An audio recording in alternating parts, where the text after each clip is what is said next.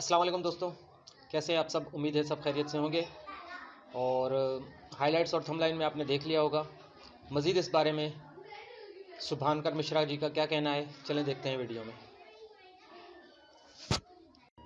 New Zealand ने श्रीलंका को करारी हार देकर पाकिस्तान के सेमीफाइनल के रास्तों को बंद किया, तो उधर इंजमामुल हक का वो इस्तीफा जो 30 अक्टूबर को दिया गया था, उसे पीसीबी ने स्वीकार कर लिया।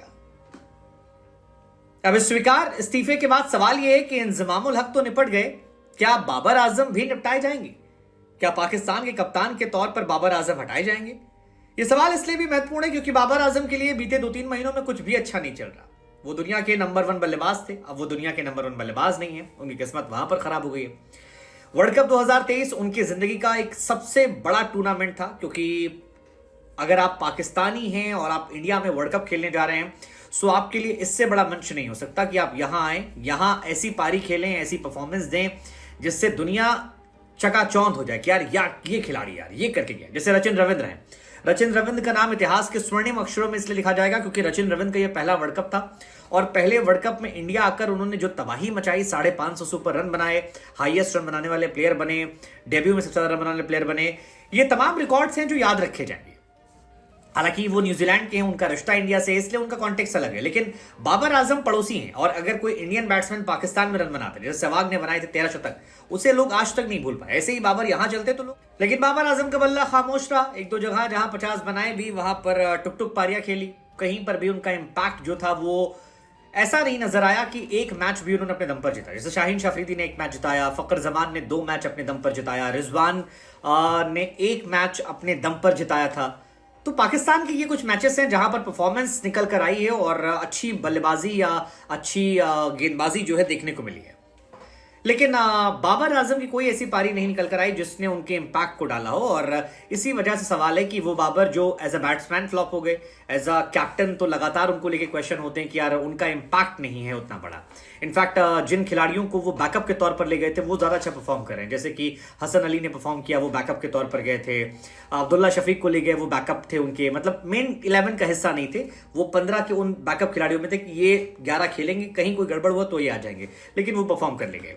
लेकिन अब इंजमामुल हक का इस्तीफा जो है वो कबूल कर लिया गया है और पीसीबी की तरफ से एक बयान निकल कर आया है कि इंजमामुल हक स्वैच्छिक तौर पर तो हटे थे, लेकिन अब उनकी जांच की जाएगी और 5 सदस्यीय कमेटी जो है वो बनाई गई है जो इंजमाम पर लगे आरोपों को लेकर जांच करेगी और यह पता करेगी कि वो जो एक मैनेजमेंट कंपनी को लेकर विवाद है जिसमें रिजवान भी मालिक हैं, इंजमाम हैं, बाबर हैं, कि क्या वाकई में खिलाड़ियों के चयन को लेकर कोई बवाल हुआ था या इसमें कोई सच्चाई। हालांकि मुझे अभी भी लगता है कि अगर बाबर आजम की कप्तानी को बचाना है तो बाबर आजम को इंग्लैंड के सामने कुछ वैसा करना पड़ेगा जो कभी इतिहास में देखा नहीं गया। जैसे इंडिया ने 221 या 243 रनों से साउथ अफ्रीका को हराया था। अगर यही कहानी बाबर आजम की टीम भी कर लेती है, 275 से हरा देती है, तो शायद पाकिस्तान की जगह बन सकती है, पाकिस्तान सेमीफाइनल खेल सकता है। लेकिन उसके लिए उन्हें कुछ करना पड़ेगा जो मैक्सवेल ने किया ऑस्ट्रेलिया के, अफगानिस्तान के सामने, कुछ ऐसा जो शायद कोई एक्सपेक्ट ना करे। लेकिन उसमें भी टॉस की मेहरबानी होनी चाहिए। अब पाकिस्तान में क्वालिफिकेशन के चांसेस जो है वो ऑलमोस्ट ना के बराबर है, ना के बराबर। हालांकि सिनेरियो है 300 रन बनाइए, आप 13 रन पे इंग्लैंड को ऑल आउट कीजिए, क्या पॉसिबल है? प्रैक्टिकली नहीं पॉसिबल है।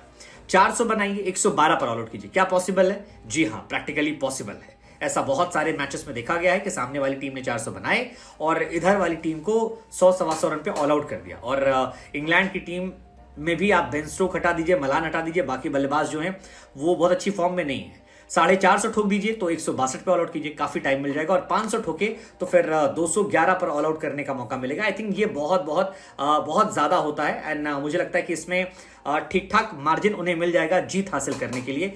लेकिन क्या ऐसा कर पाएंगे? अगर कर पाएंगे तो बल्ले बल्ले है जी, नहीं कर पाएंगे तो फिर लाहौर और कराची की टिकट जो है वो तैयार होगी। हालांकि मेरा अभी भी मानना है कि पाकिस्तान की इस स्थिति के लिए भी बाबर की टीम जो है वो इन्वॉल्व है। आपने जो मैचेस जीते भी हैं, आपने उसमें नेट रन रेट उतना अच्छा नहीं रखा। इमामुल हक की बातें आई, पावर प्ले में हम जी मारते नहीं हैं, हम प्रोटीन चाहिए, कार्ब्स नहीं खाते हैं। बांग्लादेश वाला मैच में फकर जमान ने जबरदस्त शुरुआत की थी, वहां पर भी चाहते ये लोग तो इंपैक्ट डाल सकते थे, लेकिन वहां भी कोई इंपैक्ट नहीं डाला गया। जल्दी मैच खत्म कर सकते थे, नहीं किया गया। 25-30 बॉल में 12-13 रन बने। तो आई थिंक ये बहुत फैक्टर्स हैं और इसी का असर है कि 8 मैचेस में 4 जीतने के बाद आप 0.036 आपका नेट रन रेट है। जबकि सारी टीमें जो यहां पर आई थी उन्हें यह पता था कि 10 टीमों में से 4 टीमें क्वालिफाई करेंगी। अब अगर 4 क्वालिफाई करेंगी तो फिर लाजमी बात है कि शुरुआत से ही नेट रन रेट की लड़ाई जो है वो देखने को मिल रही थी, और यही वजह है कि चाहे इंडिया हो, ऑस्ट्रेलिया हो, साउथ अफ्रीका हो, इनफैक्ट न्यूजीलैंड फॉर एग्जाम्पल, इन लोगों ने अपने नेट रन रेट को बहुत हाई रखा था। आज न्यूजीलैंड का नेट रन रेट जो है 0.743 है, जो काफी अच्छा खासा, और ये तब है जब 190 रनों से उन्हें साउथ अफ्रीका के सामने हार मिली थी। तो आप अंदाजा लगा सकते हैं कि बाकी मैचेस में उन्होंने अपने नेट रन रेट को कितना मेंटेन कर रखा था ताकि कहीं समस्या ना हो। अफगानिस्तान का नेट रन रेट स्लो है, समझ में आता है, वो जीतने की कोशिश कर रहे थे, संभल कर खेल रहे थे, लेकिन पाकिस्तान की प्री प्लानिंग खराब होना और फिर उनके बल्लेबाजों का प्रदर्शन खराब होना, अब इंजमाम का इस्तीफा होना, ऐसा लग रहा है कि आने वाले समय में पाकिस्तान के काफी प्लेयर्स जाने वाले हैं और कई नए प्लेयर्स आने वाले। लेट्स जो सी कप्तानी